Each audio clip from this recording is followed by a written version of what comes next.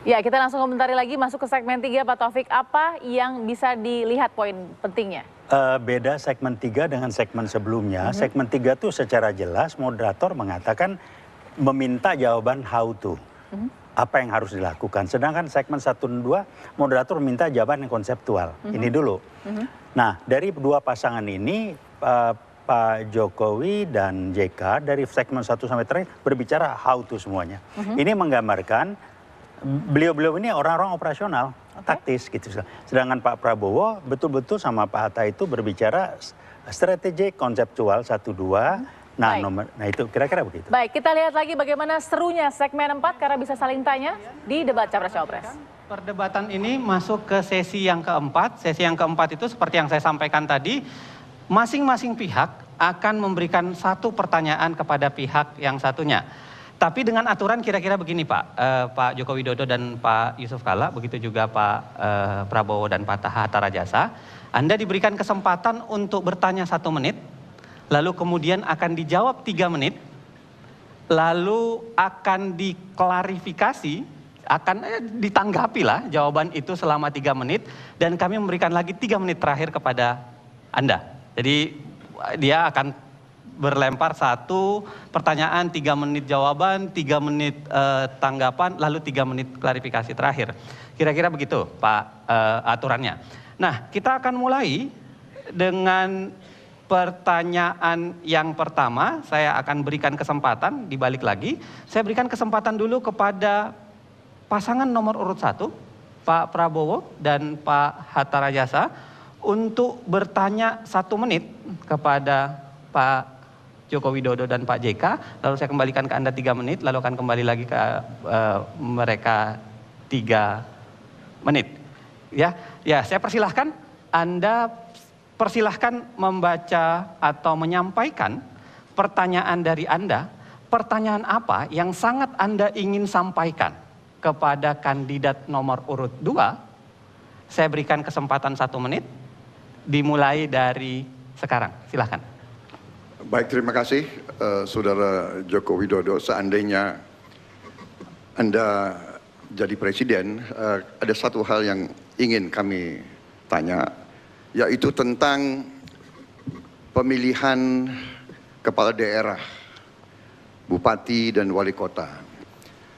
Setelah dihitung, kalau pemilihan langsung 500 bupati kepala daerah, bupati wali kota itu kurang lebih membutuhkan biaya 13 triliun kalau pemilihan langsung.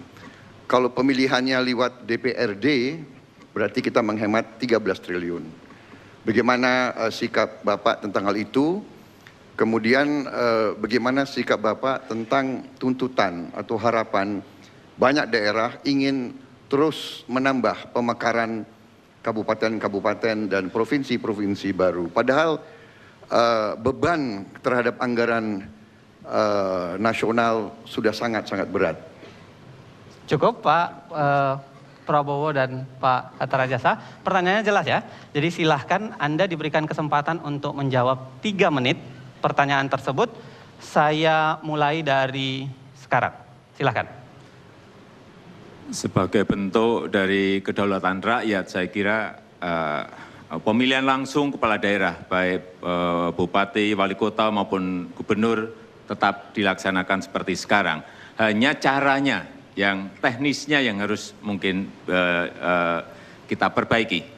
Dilaksanakan serentak untuk mengurangi biaya, baik di sebuah provinsi atau mungkin bisa di dalam sebuah negara. Tetapi ini memerlukan transisi yang agak lama. Kemudian yang kedua, mengenai pemekaran. Tempat-tempat yang memang sangat diperlukan untuk dimekarkan dalam rangka lebih mengembangkan provinsi atau daerah itu, tidak ada masalah. Tetapi dengan catatan, apabila nantinya sudah dimekarkan dan mereka tidak bisa mandiri dan mereka hanya membebani, bisa ditarik kembali dan dihapuskan lagi. Pemberiannya diperketat, pemberiannya dicek yang betul, dan yang paling penting jangan sampai ada lobby-lobby lagi, jangan sampai ada dengan cara menekan-menekan ke pusat, tetapi betul-betul dengan kalkulasi dan perhitungan yang betul-betul cermat, teliti, karena jangan sampai anggaran kita habiskan untuk pemekaran dan tidak menyasar pada pelayanan kepada masyarakat, tidak menyasar pada pembangunan di wilayah itu. Mau ditambahkan Pak Yusuf Kalla? Iya, terima kasih. Memang sistem pilkada kita yang begitu banyak, maka Indonesia merupakan negara yang mempunyai pemilu yang terbanyak di dunia ini. Karena itulah maka, namun demikian pemilihan kepala daerah dijamin oleh Undang-Undang Dasar dan juga Undang-Undang bahwa pemilihan kepala daerah harus demokratis. Dalam Undang-Undang dikatakan pemilihan langsung. Tentu yang sangat penting di sini, kita tidak akan hanya sekedar mengembalikannya kepada pilkada, tetapi menjamin proses pemilu kada itu berlangsung efisien. Contohnya tadi saya jelaskan bahwa kalau sekarang ada begitu satu provinsi berbeda-beda harus disatukan, semuanya ada keseragaman sehingga negeri ini hanya 2 kali melaksanakan atau 3 kali melaksanakan pemilu secara bersamaan. Pemilu nasional DPR sekaligus bersamaan Pilpres pada 5 tahun akan datang. Nanti pemilihan kepala daerah secara bersamaan sehingga efisien, kampanyenya efisien, pelaksanaannya efisien sehingga tidak lagi membebani biaya sebesar itu. Karena apabila juga dikembalikan ke DPR belum tentu murah juga, karena bisa-bisa di DPR itu terjadi permainan yang lebih hebat lagi daripada masyarakat. Sehingga kita harus menjamin sistemnya, menjamin demokratisnya, dan menjamin kualitas kepada yang dipilih. Itu tujuannya sikap pemilu seperti itu. Baik, terima kasih. Silahkan tepuk tangan.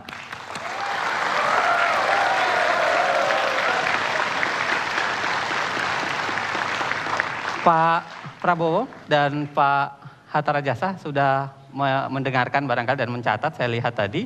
Anda silahkan memberikan tanggapan, catatan kritis juga boleh terhadap jawaban yang diberikan dari Pak Joko Widodo dan Pak Yusuf Kalla. Anda punya waktu 3 menit, saya persilahkan dari sekarang. Silahkan. Ya, saya diberi kesempatan Pak Prabowo untuk menanggapi. Walaupun tadi itu belum dijelaskan seperti apa yang disebut efisien itu, masih kualitatif, belum terukur, tapi memang kita harus melaksanakan sebuah pemilihan yang lebih sehat, yang lebih terukur, yang tidak terlalu boros dengan biaya. Walaupun Undang-Undang Dasar 45 kita tidak mewajibkan pemilihan presiden, bupati, wali kota, gubernur secara langsung sebagaimana pemilihan presiden, namun pemilihan demokratis tersebut saat ini kalau melalui DPR memang masih memerlukan transisi waktu yang cukup kita perlukan. Oleh sebab itu, memang esensinya adalah pemilihan langsung itu memang itulah yang dikehendaki oleh rakyat saat ini. Namun, memang harus kita lakukan dalam kondisi atau keadaan yang betul-betul bisa tidak membebani biaya yang tinggi. Misalkan kalau kita ambil contoh saat ini sedang digagas untuk pemilihan secara serentak. Saya kira serentak ini akan menghemat biaya yang cukup menekan, cukup murah, dan ini memerlukan waktu yang ke depan ini untuk segera kita persiapkan dengan baik. Ya, ini pandangan kami terhadap itu. Masih ada Pak Prabowo barangkali mau menambahkan? Mohon, saya tadi kurang begitu jelas tentang pemekaran. Kriteria apa yang Bapak, ya daerah mana? Kalau satu daerah minta, daerah lain juga minta dan tidak dikasih, ini kira-kira bagaimana? Dari segi penghematan anggaran dan dari segi keadilan antara daerah. Ada satu kabupaten sebagai contoh yang jumlah penduduknya hanya 20.000. Tapi dikasih pemekaran. Jadi di mana rasa keseimbangan keadilan dengan kabupaten yang umpamanya jumlah penduduknya 3 juta umpamanya. Jadi kami mohon kami ada suatu sikap ketegasan, kira-kira kriteria apa mengizinkan pemekaran baru dan tidak mengizinkan pemekaran baru? Apakah jumlah penduduk? Apakah luas wilayah? Apakah keamanan atau letak geografis? Kira-kira di mana yang Bapak kira bisa jadi kriteria untuk mengizinkan penambahan provinsi atau penambahan kabupaten?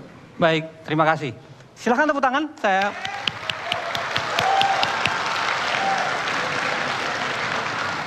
Pak Jokowi dan Pak Yusuf Kalla, kelihatannya ada yang harus Anda klarifikasi lebih lanjut dari pertanyaan Pak Prabowo dan Pak Hatta Rajasa. Anda punya waktu 3 menit. Saya persilahkan dari sekarang. Tentu saja banyak yang harus dikalkulasi, banyak yang harus dihitung. Yang pertama masalah potensi ekonomi yang ada. Apakah bisa menopang daerah itu untuk mandiri? Artinya ada pendapatan asli daerah yang nantinya bisa menggerakkan pemerintahan yang ada di sana. Kemudian juga yang kedua, apakah dengan dibuka daerah baru itu, rakyat mendapatkan manfaatnya? Atau hanya elitnya yang mendapatkan manfaat? Karena yang banyak elitnya saja yang mendapatkan manfaat, tapi rakyatnya tidak mendapatkan manfaat. Tentu saja juga masalah keluasan wilayah itu juga menjadi perhitungan. Karena apa? Daerah yang luas, kemudian hanya dipegang oleh misalnya satu bupati, itu sangat dalam melayani rakyatnya akan tidak akan efektif dan tidak akan efisien. Sehingga ini juga harus menjadi pertimbangan. Jumlah penduduk juga harus menjadi pertimbangan. Apakah penduduk yang hanya sedikit itu bisa diberikan? Saya kira bisa saja, tetapi dengan catatan bahwa nantinya pemekaran ini memberikan manfaat yang sebesar-besarnya untuk rakyat, untuk masyarakat. Intinya adalah kemanfaatan bagi masyarakat, kemanfaatan bagi rakyat, kemanfaatan bagi warga. Arahnya ke sana, bukan memberikan keuntungan-keuntungan kepada elit-elit politik yang ada, yang meminta pemekaran itu. Pak Yusuf Kalla, ada yang mau tambahkan? Pertama, terima kasih kepada Hatta, Bapak setuju dengan kami, itu yang pertama. Jadi kita tidak perlu komentari lagi karena beliau 100% setuju. Kedua, menambahkan sedikit tentang pemekaran. Jadi apa yang dikatakan Pak Jokowi tadi, pemekaran itu dilihat tujuannya. Tujuannya ialah setiap daerah baru harus memberikan yang lebih baik. Lebih baik kesejahteraannya, lebih baik kemakmurannya, lebih baik investasinya, lebih baik pengelolaannya, dan juga demokrasinya yang baik. Jadi ukurannya tadi sudah dikorkan. Apakah luas daerah, luas penduduk, letak wilayah, tapi yang penting efektivitasnya, apakah itu memberikan lebih baik atau tidak. Begitu memberikan lebih baik, boleh kita pakai. Begitu efeknya jelek, kita harus bertindak yang lain lagi. Kalau perlu menyatukan kembali, itu undang-undang menjamin itu. Sehingga asas yang pokok, asas manfaat. Bukan hanya asas geografis, bukan hanya asas penduduk, bukan asas letak, tapi asas manfaat, asas kemakmuran, asas kesejahteraan, dan jangkauan daripada pemerintah itu sendiri kepada daerahnya. Terima kasih. Cukup? Kita tepuk tangan.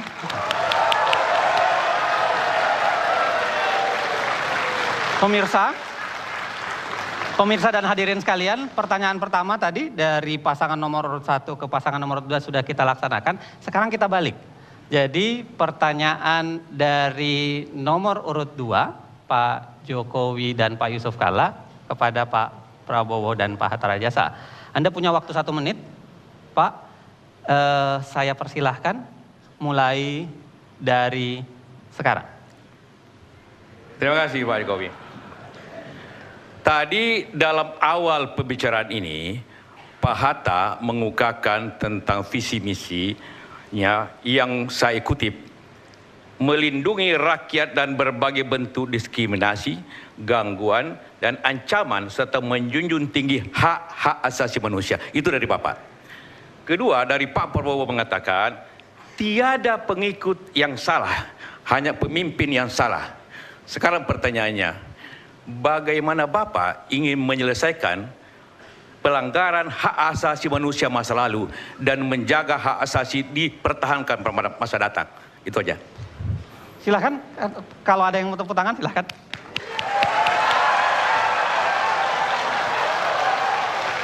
Saya ingatkan bahwa debat ini adalah untuk menggali misi visi, memberikan tanggapan, dan Baik, ini adalah hal yang harus dijawab. Akan kita berikan waktu 3 menit, Baik. Pak Prabowo dan Pak Hatta Rajasa. Kita mulai dari sekarang. Silahkan, Pak. Baik, hak azazi manusia yang paling dasar adalah hak untuk hidup. Kemudian tugas Undang-Undang Dasar yang diberikan kepada sebuah pemerintah republik adalah melindungi segenap tumpah darah Indonesia. Itu tugas utama pemerintah. Sebuah pemerintah harus melindungi segenap tumpah darah dari segala ancaman, apakah dari luar negeri atau dari dalam negeri. Jadi saya sekian puluh tahun adalah abdi negara, petugas yang membela kemerdekaan, kedaulatan, dan hak azazi manusia. Mencegah kelompok-kelompok radikal ataupun kelompok-kelompok yang menggunakan kekerasan mengancam keselamatan hidup orang-orang yang tidak bersalah. Orang-orang yang tidak bersalah. Jadi, manakala kita menghadapi kelompok-kelompok yang merakit bom, yang ingin menimbulkan huru-hara, yang mengancam kelangsungan hidup negara dan bangsa, ya, mereka ini ancaman terhadap hak asasi manusia. Nah, karena itu, kewajiban seorang petugas, kewajiban seorang pembela negara dan bangsa melindungi segenap tumpah darah dari ancaman-ancaman tersebut. Dalam pelaksanaan tugas sebagai prajurit, manakala kita melaksanakan tugas dengan sebaik-baiknya, yang menilai itu adalah atasan. Jadi saya mengerti, Pak, arah Bapak. Tidak apa-apa. Tidak apa-apa, ya. Saya tidak apa-apa, tetapi saya ada di sini, saya sebagai mantan prajurit telah melaksanakan tugas dengan sebaik-baiknya. Selebihnya atasan yang menilai. Apakah saya, kan arah Bapak kira-kira gitu, bahwa saya tidak bisa menjaga HAM karena saya pelanggar HAM. Kira-kira itu kan Bapak arahnya. Iya kan? Padahal Bapak tidak mengerti, justru kami ini di tempat-tempat yang susah, di mana-mana sering harus ambil tindakan untuk keselamatan rakyat Indonesia yang banyak. Sebagai contoh, di negara kita, di Singapura, tetangga kita, memegang bom saja itu hukuman mati, wajib. Memegang saja, tidak melaporkan. Apalagi merakit, apalagi menyebarkan. Jadi saudara Pak Yusuf Kalla, saya bertanggung jawab dan hati nurani saya bersih. Saya pembela hak asasi manusia yang paling keras di Republik ini. Saya tidak ragu-ragu. Cukup Pak Prabowo. Silahkan tepuk tangan.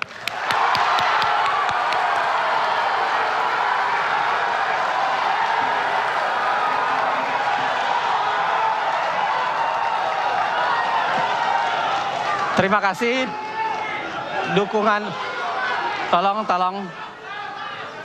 para hadirin sekalian, tolong lagi-lagi kita memberikan dukungan dengan batasan yang sudah kita sepakati tadi. Dan ini adalah penyampaian visi dan misi, dikaitkan dengan visi dan misi. Jadi pertanyaannya juga kira-kira ke arah yang sana. Ada waktu 3 menit dari Pak Joko Widodo dan Pak Yusuf Kalla untuk memberikan catatan terhadap dukungan, bisa catatan terhadap apa yang disampaikan oleh Pak Prabowo. Saya persilahkan 3 menit dari sekarang. Ya, tadi yang disampaikan oleh Pak Prabowo belum, mungkin saking semangatnya belum disampaikan hal-hal yang konkret ke depan akan dilakukan apa. Kemudian yang kedua juga belum dijawab mengenai masalah diskriminasi. Tadi juga ditanyakan oleh Pak Yusuf Kalla, juga belum jawab karena terlalu semangatnya menjawab masalah hak asasi manusia. Oleh sebab itu kami mohon agar ini lebih diberikan perhatian lagi masalah pertanyaan yang disampaikan oleh Bapak Yusuf Kalla. Pak Yusuf Kalla mau ditambahkan? Ya, terima kasih tadi atas beberapa penjelasannya. Maaf Pak, tadi saya masalah diskriminasi dan sebelum diskriminasi apa? Diskriminasi dan bagaimana konkretnya? Ya, bagaimana konkretnya, pelaksanaan konkretnya ada dua hal yang seperti belum. apa? Pak Yusuf Kalla mau Ya. menambahkan? Masih Anda punya waktu 2 Iya. menit. Pak Prabowo, terima kasih atas tadi penjelasannya. Pertanyaannya lebih minta penjelasan lagi. Bapak tadi mengatakan bahwa semua pelanggar itu pakai bom. Apakah tahun 98 itu? Tidak semua. Saya hanya Tidak semua ya. Pak Ya jelas Prabowo, tidak semua Pak pakai Prabowo. bom. Oke. Jadi tidak semua dilesakan dengan alasan bom, gitu Pak ya? Pak Yusuf Kalla, mohon pertanyaannya jangan langsung direct, tetap pada saya, nanti akan saya persilakan. Begitu juga Pak Prabowo, mohon ya. Oke. Saya silakan Pak, silakan dilanjutkan. Masih ada punya waktu 1 menit. Iya. Jadi tidak semua pelanggaran HAM itu karena bom. Jadi tentu tidak semua harus dilakukan dengan kekerasan balik, gitu Pak ya. Kedua pertanyaannya, Bapak mengatakan tadi terserah penilaian atasan. Apakah penilaian atasan Bapak waktu itu? Minta maaf karena saya tidak menganggap waktu itu, tapi Bapak menjawab tadi begitu. Sehingga karena yang banyak suatu penilaian lain. Jadi apa penilaian atasan Bapak tentang bagaimana menyelesaikan HAM pada masa lalu? Cukup? Cukup. Itu ya. Kita berikan tepuk tangan.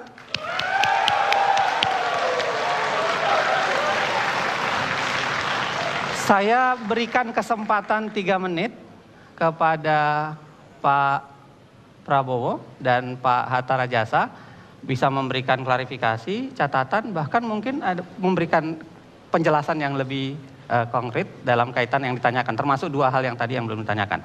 Ada 3 menit waktu untuk Bapak Prabowo dan Pak Hatta Rajasa. Ya, baik, kita mulai dari sekarang. Silahkan Pak. Jawaban terhadap Pak Joko Widodo, langkah-langkah konkret saya kira adalah di ujungnya adalah pendidikan. Masalah hak asasi manusia ini pendidikan. Pendidikan di semua sektor, pendidikan di semua aparat, ya, pendidikan juga kepada pejabat-pejabat.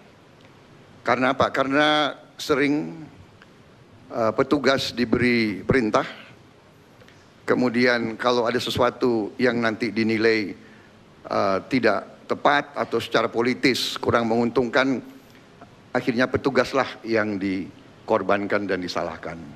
Jadi ujungnya adalah pendidikan, dan pendidikan membutuhkan investasi. Tentang diskriminasi saya kira kita sudah sepakat, kita harus melawan diskriminasi, tapi ujungnya kembali pendidikan. Jadi seluruh urusan itu pendidikan. Kepada Pak Yusuf Kalla, saya sudah jawab tadi, kita bertanggung jawab kepada atasan kita, penilaiannya ya atasan kita. Kalau Bapak ingin tanya, tanyalah atasan saya waktu itu.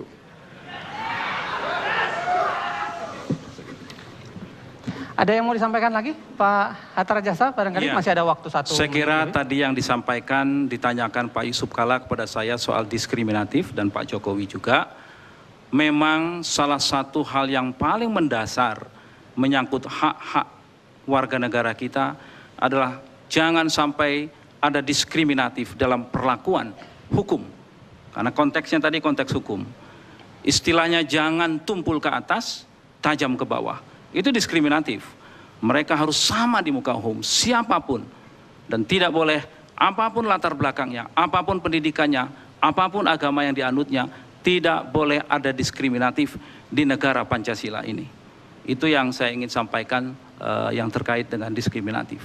Jadi kita apabila diberi amanat oleh rakyat, diberikan mandat, maka kami akan mencermati betul hal-hal yang berkaitan dengan masalah-masalah diskriminatif di banyak sektor saat ini. Apakah akses-akses kepada sumber-sumber kemakmuran?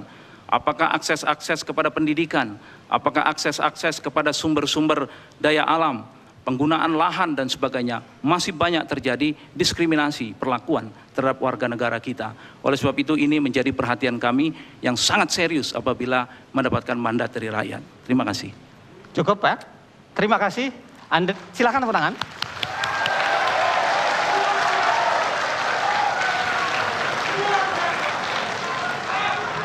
Pemirsa dan hadirin sekalian, Anda sudah mendengarkan sesi keempat, sesi yang ada lontaran saling bertanya antara kandidat, dan tadi kelihatannya ada catatan kritis, ada catatan klarifikasi, dan itu menjadi menarik untuk kita lihat kemudian. Kita akan pindah ke segmen kelima. Segmen kelima ini adalah segmen di mana saya akan memberikan satu pertanyaan penutup. Jadi Anda kaitkan dengan misi visi Anda. Jadi misi visi Anda itu kan saya tadi perhatikan Pak Prabowo dan Pak Hatta Rajasa, begitu juga Pak Joko Widodo dan Pak JK. Tapi ada banyak obstacle di antaranya. Apa yang Anda lakukan kira-kira untuk itu? Nanti akan saya tanyakan, jangan kemana-mana, kita kembali ke debat calon presiden dan wakil presiden Indonesia 2014. Sesaat lagi.